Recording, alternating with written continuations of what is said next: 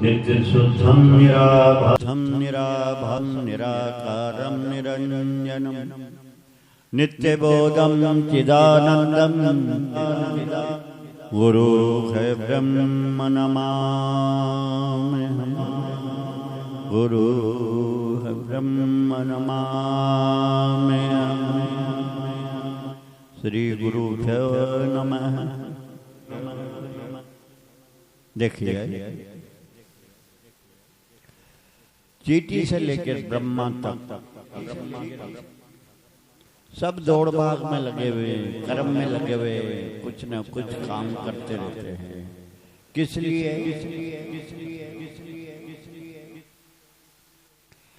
कि हमें सुख चाहिए।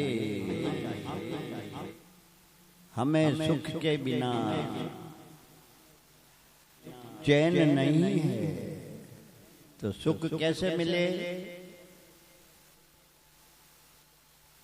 जो भी कुछ ये आदमी कर रहा है, इंसान कर रहा है, पशु पक्षी कर रहे हैं, दौड़ भाग कर रहे हैं, केवल मात्र सुख के लिए। मैंने बताया चीटी से ब्रह्मा तक सब सुख चाहते हैं। कोई भी ऐसा नहीं है जो दुख चाहता हो। फिर भी हमको दुख मिलते हैं, कुछ नहीं कर सकते, दुखों का सामना भी करना पड़ता है। तो उसके लिए क्या उपाय है कि हमें दुख ना मिले, इसका सामना ही नहीं करना पड़े। जीवन में दुख कभी आए ही नहीं, सुख कभी जाए नहीं, सदा आनंदित रहे। तो ये इसके लिए हमें समझदारी की आवश्यकता है। ना कोई बच्चों की आवश्यकता है कि हमारे 5-7 बच्चे अच्छे होने चाहिए, IAS हो, IPS हो, कोई जरूरत नहीं। ना ही हमें धन दौलत की जरूरत है, क्यों धन दौलत भी कभी सुख नहीं दे सकता। टेम्परेरी सुख है, लेकिन उस दुख को मिटाने की क्षमता नहीं है। और हमारे को मिनिस्ट्री मिल जाए, पद मिल जाए और हम कुछ भी कर ले, हमको सुख नहीं मिलेगा। सुख कब मिलेगा?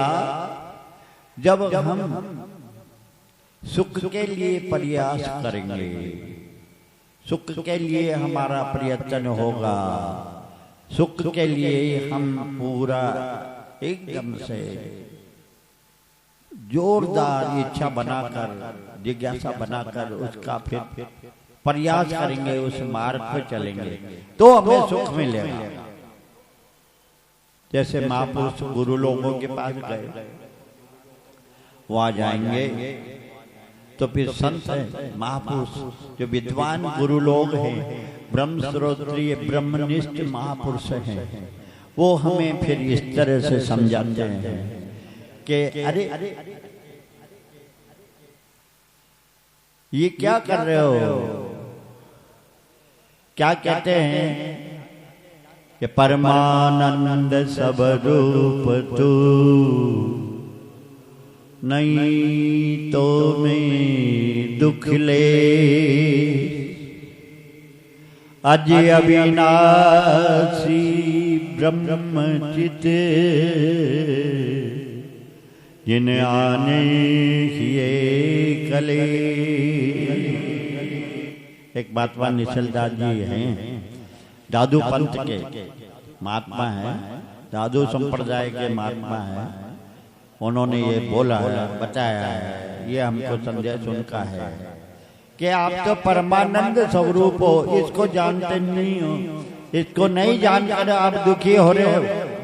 ये जान लो, सुखी हो जाओगे। क्यों? आपका तो स्वरूप ही सुख स्वरूप है, स्वरूप ही सुख स्वरूप है, लेकिन आप दुखी हो रहे हैं। तो जब परमानंद स्वरूप हमारा है तो दुखी होने का क्या कारण है? दुख तो बनता नहीं। अगर सुख की प्राप्ति की फिर भी हम दुखी हैं, अब सुख प्राप्त करना चाहते हैं, तो सुख की प्राप्ति की इच्छा अगर हमारी बनेगी तो वो केवल बात नासमझी से, उस चीज को वास्तविक में नहीं जानने की वजह से, भ्रांति से, अज्ञान वश हमारी इच्छा होगी, ऐसी बनेगी इच्छा कि हम सुखी होवें। क्यों बनेगी कि हम दुखी हैं? नहीं, वैसे हमारा स्वरूप संत महापुरुष कहते हैं कि परमानंद स्वरूप हैं आप, तो दुख का तो सवाल ही नहीं। लेकिन अब भ्रांति है, अपने स्वरूप में ही हमको भ्रांति है, अपने स्वरूप का हमको अज्ञान है, हम अपने स्वरूप को सही ढंग से जानते नहीं हैं, और नहीं जानने की वजह से हम अपने आप को दुखी मानते हैं, जबकि हम तो आनंद स्वरूप है। तो ये जो सुख प्राप्त करने की भ्रांति इच्छा जो होती है, वो भ्रांति से, अज्ञान की वजह से होती है। सुख प्राप्ति की इच्छा केवल मात्र एक ये बात है। और जो जन्म मरण आदि दुख रूप जो ये संसार है, वह आत्मा में तो है ही नहीं। ये जो जन्म मरण दुख रूप संसार है, ये आत्मा में तो है ही नहीं। और आत्मा में तो बहुत छोड़ो, मात्र भी कुछ बिल्कुल नहीं है, लेकिन लेस मात्र भी नहीं है, लेकिन तुम में भी ये जन्म मरण रूप दुख रूप संसार नहीं है। फिर दुख के बिना हुए ही भ्रांति से दुख की निवृत्ति हम चाहते हैं। भ्रांति से हम दुख की निवृत्ति चाहते हैं, जबकि दुख है ही नहीं, लेकिन हमें जानकारी नहीं है, और भ्रांति से फिर हम जो है इस तरह का प्रयास करते हैं कि हमारा दुख मिट जाए। दुख की निवृत्ति चाहने का मतलब कि हमको ज्ञान नहीं है, अज्ञान। अरे भाई देखो, जन्म मरण से रहित, यानी जन्म और नाश से रहित जो चेतन रूप ब्रह्म है, वह तू है। तेरा स्वरूप आनंद स्वरूप है, ब्रह्म स्वरूप है।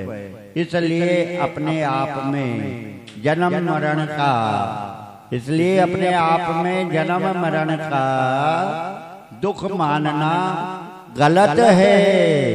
ये हम भ्रांति से ऐसा मान रहे हैं, कभी भी नहीं मानना चाहिए, क्योंकि हम तो हैं परमानंद स्वरूप। अब परमानंद स्वरूप है, फिर दुख मान रहे हैं, यही भ्रांति है। इसको मिटाने के लिए महात्मा कहते हैं, समझा रखते हैं, हमको बताते हैं कि परमानंद स्वरूप तू नहीं, तो में दुख ले। और उपनिषद में भी एक जगह आया है, बड़ा अच्छा वर्णन दिया है, शॉर्ट रूप में मैं आपको बताना चाहता हूँ। नित्यायतन मृत्यु मुखात, नित्यायतन मृत्यु मुखात परम उच्यते। क्या है मंत्र? क्या है? सविता सविता स्वर उपनिषद का ये मंत्र है, नित्यायतन मृत्यु मुखात परम उच्यते। तात्पर्य इसका यह है कि यदि जैसे हम कपड़े को भिगोते हैं, फिर उसको निचोड़ करके उसमें से पानी निकालते हैं, जैसे हम पहले कपड़े को भिगोते हैं और फिर उसको निचोड़ कर उसमें से पानी निकालते हैं, निचोड़ कर पानी निकालते हैं, उसमें से पानी निकालने का पूरा प्रयास करते हैं। उसी तरह जो ये है दृश्यमान प्रपंच है, उसी तरह यह जो दृश्यमान प्रपंच है, जगत प्रपंच है, तो दृश्यमान जो प्रपंच है इसको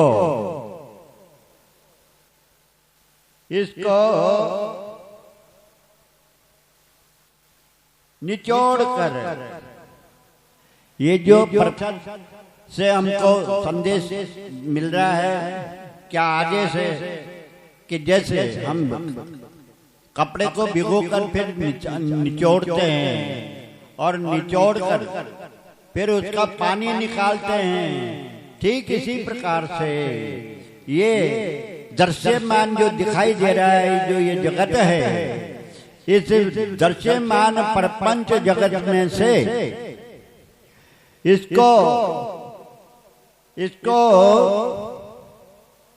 निचोड़ कर, किसको, ये दृश्यमान प्रपंच जो जगत है इसको निचोड़